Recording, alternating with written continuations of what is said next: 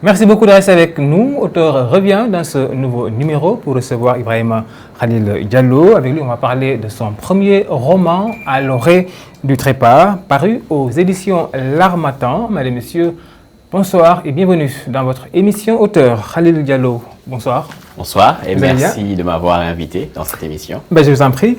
Alors, le débat qui est passé aujourd'hui en France, ce sont les noms qui ne seraient pas français. Est-ce que dans votre roman, pour paraphraser un peu Éric Zemmour, il y a des noms qui sonnent djihadisme, voilà. Des connotations djihadistes, disons plutôt des connotations arabes et plutôt sénégalaises, parce que le héros s'appelle Ismaïla, Ismaïla, dérivé d'Ismaïl, d'accord. Il y a Amina, Ismaïla, Bachir, Oumar, donc des noms vraiment qu'on a l'habitude d'entendre, des noms arabo-islamiques, si on peut dire, voilà, arabo-musulmans. Alors, À l'orée du trépas, c'est un roman qui campe un peu le débat sur le terrorisme. Alors, comment vous est venu le déclic? Alors, le déclic concernant le terrorisme vient ou est venu d'une peur, si ce n'est d'un rejet, en fait, d'un rejet, d'une d'une contrariété, si je puis m'exprimer ainsi. Parce que je pense qu'il n'y ait rien à détester chez l'homme. Donc, certainement, si ce n'est un comportement. Et c'est le rejet de ce comportement-là que j'ai essayé de dénoncer. Et c'est aussi une peur parce que près du Sénégal, ailleurs, dans des pays limitrophes, voisins de notre pays, se sont déroulées des scènes qui font peur, des scènes terribles, des scènes de meurtre, d'attentats. Je parlerai de ce qui s'est passé au Mali, au nord Mali, tout le monde s'en souvient, ce qui s'est passé à Grand Bassam, des tentatives déjouées en Mauritanie, même ici au Sénégal, d'accord? Et c'est autant de choses, bien sûr, avec la proximité de Boko Haram au Nigeria et sa puissance qui ne cesse de grandir, qui m'ont fait écrire cela. Parce que on écrit souvent après une douleur. Et cette douleur, elle est venue, elle a germé, elle a pris naissance il y a longtemps, depuis peut-être mon enfance, depuis 2001, mais elle a pris encore plus d'importance, en tout cas, depuis 2011. Et ce qui s'est passé au Mali et un peu partout dans le monde. Et récemment, peut-être dans d'autres pays, qui n'étaient pas, en tout cas, le théâtre de ces choses-là, voilà. Pour ne pas leur donner assez d'importance, pour ne pas les nommer, justement, comme ce qui s'est passé au Bataclan, à Charlie Hebdo, etc. Tout à fait. Alors, parlez-nous un peu du héros de votre roman, À l'orée du trépas, Ismaïla, qui serait, je veux dire, un homme pacifique. Qu'est-ce qui s'est passé pour qu'Ismaïla puisse devenir ce terroriste-là qui tue des hommes, des femmes et un peu partout des enfants? Ismaïla, vous avez utilisé le bon terme. Ismaïla est le héros de ce roman. À l'orée du trépas raconte les pérégrinations d'Ismaïla, depuis sa tendre enfance jusqu'à sa radicalisation, on va dire. Parce qu'Ismaïla a été un jeune garçon élevé dans la religion musulmane, mais loin de tout ce qui est tragédie islamiste. Islamiste différent, j'insiste sur le ist d'islamiste pour montrer la radicalisation. Donc, loin de toute islamisation, de toute islamiste en fait, de toute tragédie islamiste, Ismaïla a été élevé, a grandi dans la tolérance, dans ce qu'on appelle couramment, et peut-être à tort, peut-être à raison, l'islam modéré.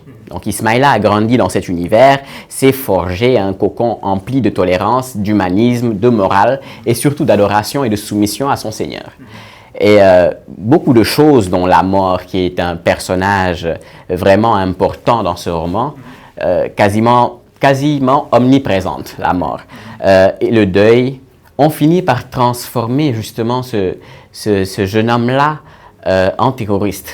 C'est un sentiment en fait de deuil. Ce deuil-là est un sentiment, a agi comme un sentiment d'oppression et de gangrène au sein même de ce jeune homme pour le pousser petit à petit vers une radicalisation. Je ne dévoilerai pas le cœur de ce roman, bien sûr, parce qu'on voudrait que les gens aient envie de le lire, mais il faut dire que une tragédie a eu lieu vers la fin de l'histoire qui l'a poussé à vouloir découvrir un peu plus, voir ce qui se passe derrière.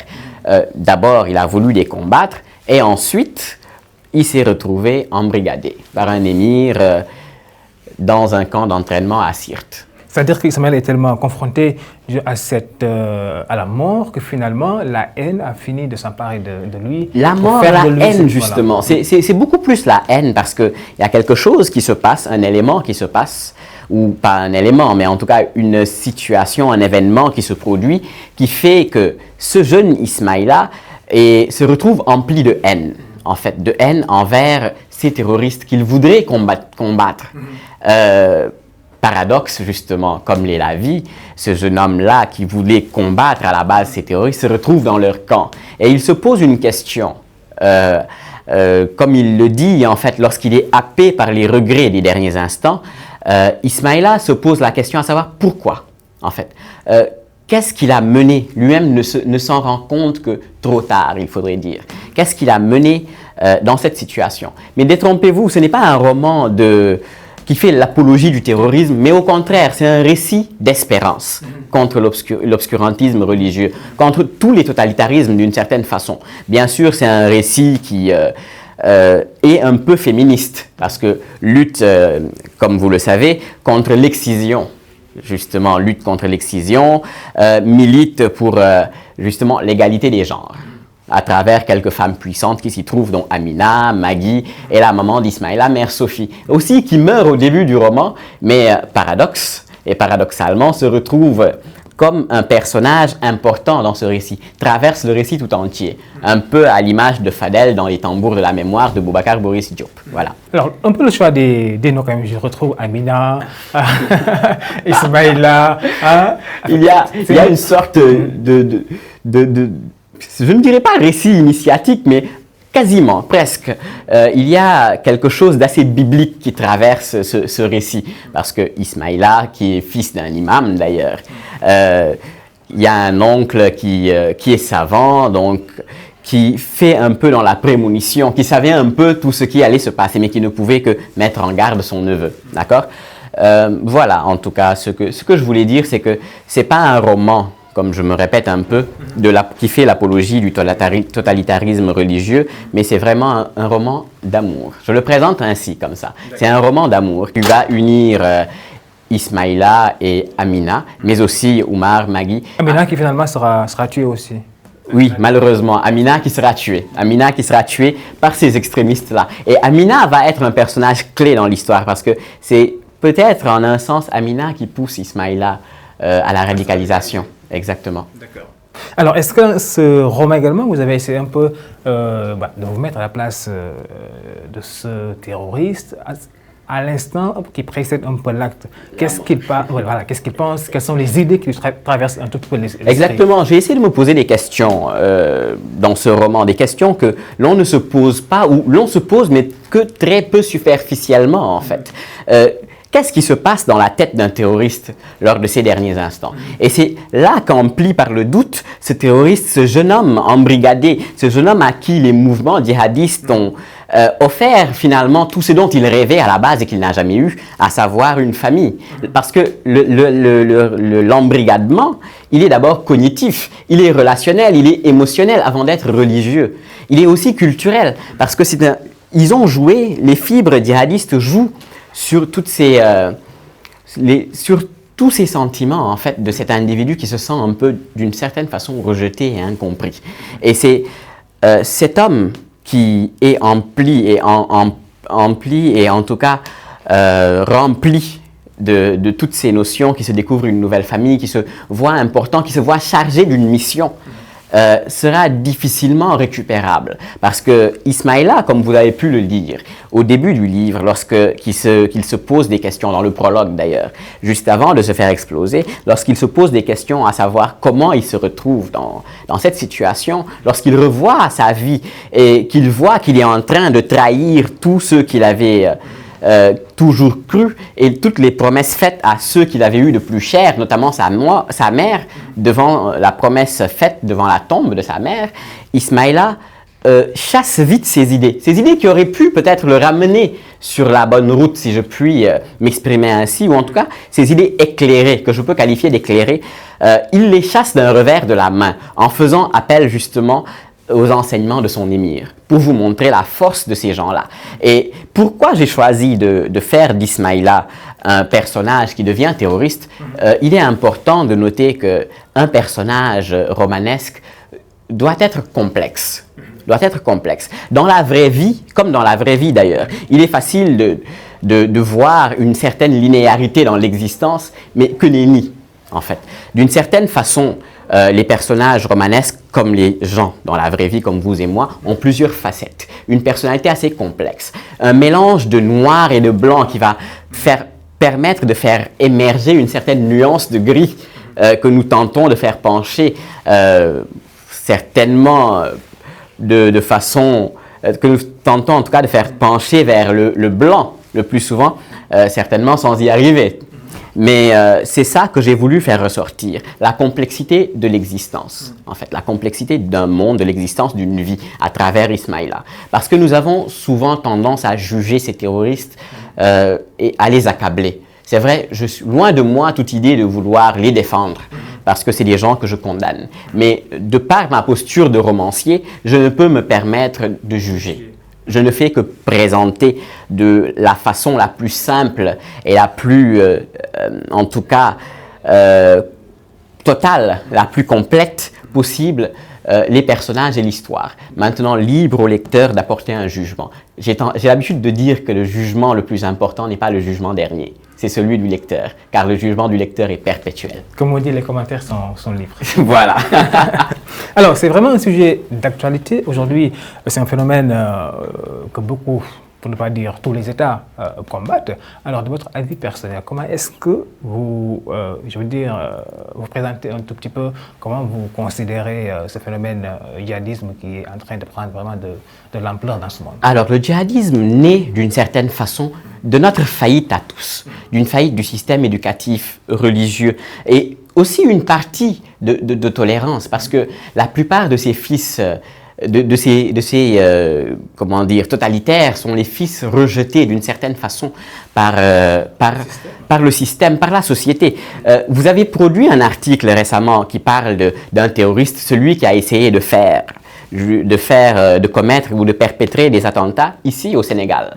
Et dans cet article, vous parlez clairement que c'est de sa vie ancienne. C'est quelqu'un qui n'est pas poussé, c'est pas l'islam qui pousse les gens vers cette radicalisation, mais c'est plus des frustrations. Parce que la plupart de ces djihadistes sont des gens évincés du système, sont ces fils rejetés par la terre. Et vous savez, bien souvent, l'être humain est comme un ressort. Je fais souvent cette allusion. Il peut être comprimé, se laisser comprimer, mais à un certain niveau. Lorsque le seuil de tension est dépassé, l'être humain est obligé de riposter comme le ressort. Et ces gens-là sont souvent, en fait, ont été en tout cas dans des filières de commerce, de trafic de drogue, ont été dans du banditisme, du petit banditisme, en tout cas avant de finir dans ce djihadisme-là. Mais en tout cas, moi, ce que je tiens à noter et à faire et garder en mémoire, c'est que la lutte contre le terrorisme ne doit pas être armée. Au contraire, elle doit être politique, culturelle et idéologique. Il nous faut nous battre avec les mêmes armes qu'eux, en fait. Ils utilisent la culture, l'idéologie musulmane, mais faisons passer justement le bon message à ces jeunes. Faisons passer la réalité de ce Coran. Donc, c'est-à-dire que nous avons dans nos pays dits soufis, parce que le soufisme est l'une des branches visées par les salafistes et par les extrémistes religieux. Dans le soufisme qu'on a ici, dans les différentes tariqas, dans la tijaniya, le mouridisme, tout ce qu'on a, ce sont des voies d'accession au Seigneur, d'élévation de l'âme. Et nous pouvons utiliser ces voies pour lutter contre le terrorisme. Cette lutte contre le terrorisme doit être culturelle. La lecture peut jouer, parce que la lecture nourrit l'âme, élève l'esprit. Mais la lecture de textes, de grands textes de pensée, Comment philosopher en islam de Souleymane Bachir Diagne, d'autres livres, des livres de Imam al-Ghazali, par exemple, pourrait servir pour lutter en fait contre ce phénomène. D'accord. Est-ce que dans ce livre-là, c'est ce que vous avez essayé de faire, c'est-à-dire de lutter contre l'obscurantisme religieux via les mêmes armes, voilà. À ma façon, la seule arme du romancier, c'est narrer une histoire. Bien sûr, après tout ce qui se développe, le romancier est maître du début. À la fin, après, les personnages deviennent indépendants. Ils grandissent, ils vivent tout seuls. Ismaïla, à un moment, il a vécu tout seul, bien loin de moi. Mais il faudrait dire que c'était mon arme, c'était ma contribution. Et dans une partie de ce livre, il y a ce que j'appelle un manuel d'utilisation contre la radicalisation. Peut-être qu'il serait pour moi trop prétentieux de dire manuel de radicalisation, mais en tout cas, une sorte d'essai de compréhension de ce phénomène et comment apporter, et en tout cas des pistes de solutions. Voilà, des pistes de solutions. Parce que pas vraiment des solutions, mais des essais, des pistes de solutions à ce phénomène-là. Alors, c'est un livre qui vous a pris combien de temps? Est-ce que ça vous a donné, je veux dire, des insomnies, des nuits noires? Vous savez, comme toute œuvre intellectuelle, la création d'une œuvre littéraire est difficile. D'abord, il est difficile de chiffrer justement la naissance de cette œuvre parce que les premières idées datent de quelques années quand même. Les premières idées structurées. Je suis quelqu'un qui écrit sur la base d'une trame établie au début. Bien sûr, cette trame change lors de l'écriture du roman, mais à la base, il faut une trame. Et même cette trame prend un certain nombre de temps à se clarifier avant d'être même couchée sur le papier. Et après, il y a le travail d'écriture à proprement parler, le premier jet, qui en soi n'est pas aussi long que la durée totale du roman. Parce qu'il faut, comme disait l'autre 20 fois sur le métier, polir et repolir sans cesse. Ce travail de correction, de relecture, d'affinement, en tout cas pour trouver de combat en quelque sorte avec les mots et les lettres pour aboutir à ce qu'on appelle la justesse. Parce que j'aime bien le dire, ce qui m'importe le plus dans l'écriture, c'est l'esthétique. L'esthétique du verbe, comme j'aime à le dire. Donc c'est difficile de chiffrer, mais en tout cas il faut dire que l'écriture d'un roman est difficile. Et je dois avouer que j'ai passé pas mal de nuits blanches à écrire ce texte. D'accord. Alors, parlant un peu d'esthétique, vous aimez la littérature, vous vous dites amoureux, pour reprendre, du verbe, et tailleur de mots. Est-ce que c'est votre façon à vous d'écrire pour exister? J'aime bien cette paraphrase. Oui, écrire pour exister, parce que écrire aujourd'hui nous permet de vaincre un peu toutes nos craintes, tous nos monstres en tant que tels. Parce que par l'écriture, on arrive à créer en fait un autre monde. Pour moi, l'écriture, c'est une façon de corriger toutes les imperfections du monde, à ma façon. À ma façon, j'essaie de corriger en fait les inégalités, de revoir la condition humaine sous un autre jour, d'essayer de la corriger, parce que l'écrivain à un moment devient créateur. Et oui, je me dis amoureux du verbe parce que j'ai baigné dans étant scientifique de formation, j'ai quand même baigné dans toute cette littérature. Et il n'y a rien de tel que les lettres. Tailleur de mots, car pour faire ressortir tout le travail qu'il faut, pour ne serait-ce que 2 lignes ou 3 vers ou même une strophe d'un poème. Parce que le tailleur de pierre, comme le tailleur de pierre, le tailleur de mots va sculpter, affiner les mots. Ça prend du temps, mais au final, le résultat est plaisant. Ça nourrit l'âme. Ça nourrit l'âme. Alors, à l'orée du trépas, ça nous ramène justement à la condition humaine. Assiste-t-on aujourd'hui à son déclin? Il serait difficile pour moi de répondre par un oui, parce que le déclin de la condition humaine n'arriverait en fait qu'avec la mort du dernier homme. Mais en tout cas, nous pouvons dire qu'on assiste au déclin de l'idéal, de l'idéal humain, de l'idéal moral. Et c'est là justement tout le sens de mon combat en tant que romancier. Mon engagement, en plus d'être esthétique, est d'abord moral. Donc d'où justement ce roman qui lutte contre le terrorisme. Et pour lutter justement contre ce déclin, je pense qu'il nous faudrait rentrer, pour paraphraser Mustapha Mamba Guirassy, il serait intéressant de nous ancrer dans une sorte d'africanité. C'est un concept qu'il développe admirablement bien d'ailleurs. C'est cette africanité, tout cet ensemble de valeurs qui faisait notre Afrique, en fait, telle que connue. Ces valeurs morales, éthiques, qui faisait, je peux faire référence à la parole au sens, à l'importance de la parole donnée, par exemple, que nous perdons de jour en jour, à l'importance de la vie humaine, par exemple, qui se retrouve aujourd'hui malheureusement sur le déclin, comme vous dites, car nous assistons dans nos sociétés à des meurtres atroces et bien souvent pour très peu. Le cas notamment de la dame du mouvement PASTEF qui a été atrocement assassinée, l'occasion pour moi de m'incliner pieusement devant la mémoire de toutes ces victimes. D'accord. Alors vous savez, l'actualité, c'est également les propos, comme vous dites, à tort ou à raison prêtés à Ousmane Sonko, leader du PASTEF, qui aurait des connexions avec Daesh. Alors, je ne suis pas politique. Je suis d'abord, bien sûr, à côté de mes activités professionnelles, écrivain, ou écrivailleur en tout cas, passionné d'écriture. Mais ce que je peux apporter comme clarification à ce niveau, c'est que l'homme ne doit pas se prêter les attributs d'un Dieu qu'il juge omnipotent et omniscient. D'autant plus qu'il le juge omnipotent, qu'il le dit omnipotent, qu'il y croit, qu'il laisse justement à ce Dieu, ce Seigneur en lequel nous croyons, le libre arbitre et en fait la liberté d'exercer sa sentence. Je pense que l'homme ne doit pas être un juge pour l'homme. L'homme peut même réduire en fait en lui-même tout ce qui peut l'être, mais certaines choses demeureront. D'accord ? Ce que je peux dire, c'est que le monde a connu assez d'extrémistes, assez de gens violents et dangereux. N'en créons pas chez nous. C'est le seul message que je peux adresser. Ne créons pas ou ne mettons pas en selle des gens dangereux pour le monde et pour notre pays. Alors, le terrorisme, c'est également la peur de l'autre. Vous êtes né en Mauritanie, vous êtes sénégalais. Est-ce que la différence ne devrait-elle pas être une richesse? Aimez-vous les uns les autres? Alors, le terrorisme, c'est déjà la peur de l'autre, mais aussi ne pas accepter le rejet justement des opinions de l'autre. Parce que la plus grande force du terrorisme aujourd'hui, ou en tout cas son plus grand argument, parce que ce n'est pas une force, c'est bien une faiblesse. Son plus grand argument, c'est de rejeter en fait tout ce qui ne provient pas de lui. Le terrorisme a tendance à battre en brèche tout ce qui ne provient pas de lui, tous les autres arguments.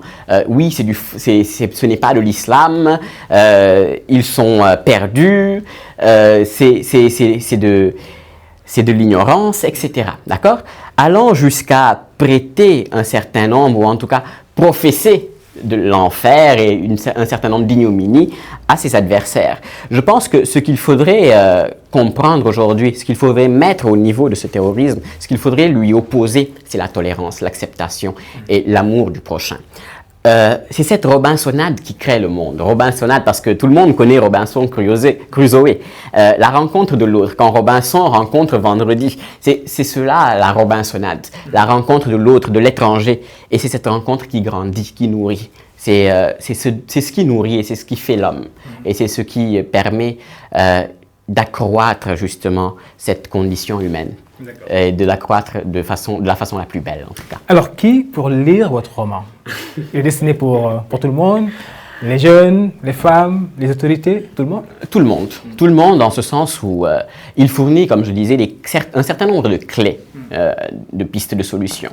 Et c'est un roman, je ne pense pas qu'il y ait des personnes sensibles, en fait, à ce roman. Je pense que c'est un roman qui peut être lu de tout le monde.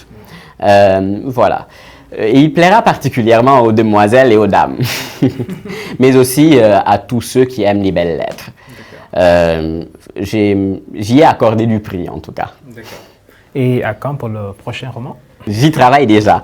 Quand on se veut écrivain, en tout cas, on a tout le temps quelque chose sur le métier. J'ai sur le coude aujourd'hui un certain nombre de notes, je vais appeler ça comme ça, un certain nombre de notes et de textes qui vont constituer le second roman. Voilà, je peux le dire. Et toujours dans cette veine, ce ne sera pas vraiment de la lutte contre le terrorisme, mais dans cette veine d'idéalisation morale, en tout cas. Dans ce combat toujours moral et esthétique. De l'amour, un peu de tout, quoi. Celui-là, le second est particulier. Nous en parlerons. Il fera en tout cas beaucoup parler, j'espère, parce qu'il traite de sujets assez sensibles, surtout du point de vue de l'Occident. Comme nous avons assisté, le moteur de mon écriture est l'indignation. Nous avons assisté récemment à un certain nombre de choses, des fermetures de frontières, comment on s'appelle, l'Aquarius qui n'est pas accepté justement dans un certain nombre de pays, dans certains ports. Et c'est ce rejet de l'autre qu'il est important de souligner. Aujourd'hui, nous avons dans nos pays nous-mêmes des migrants clandestins, mais peut-être par la force des choses sont-ils appelés expatriés. Il faudrait savoir que ces gens qui meurent dans les déserts constituent la faillite non pas seulement des pays africains, mais aussi du monde entier. Tout le monde est responsable aujourd'hui de ces morts. D'accord. Alors pour les amoureux de la liberté, pour les amoureux des mots, mais également des lettres, je vous conseille donc de lire À l'oreille du trépas de Khalil Diallo. Khalil, vous avez 30 secondes pour clôturer. Voilà. Alors merci à Dakaractu, mais merci aussi et surtout à cette merveilleuse maison d'édition qui est l'Harmattan, qui a vu éclore de grands écrivains comme Alain Mabankou, Abderrahmane Ouaberi, Sami Tiak, etc. Je tiens à remercier mon éditeur et aussi, d'une certaine façon, mon professeur qui est mon père. Voilà, merci beaucoup. Merci à vous. Voilà, c'était donc Khalil Diallo qui nous parlait de son premier roman, À l'oreille du trépas, paru aux éditions L'Harmattan. Auteur, c'est fini pour aujourd'hui. Prochain rendez-vous d'information, ce sera dans 15 jours sur Dakaractu avec un autre auteur.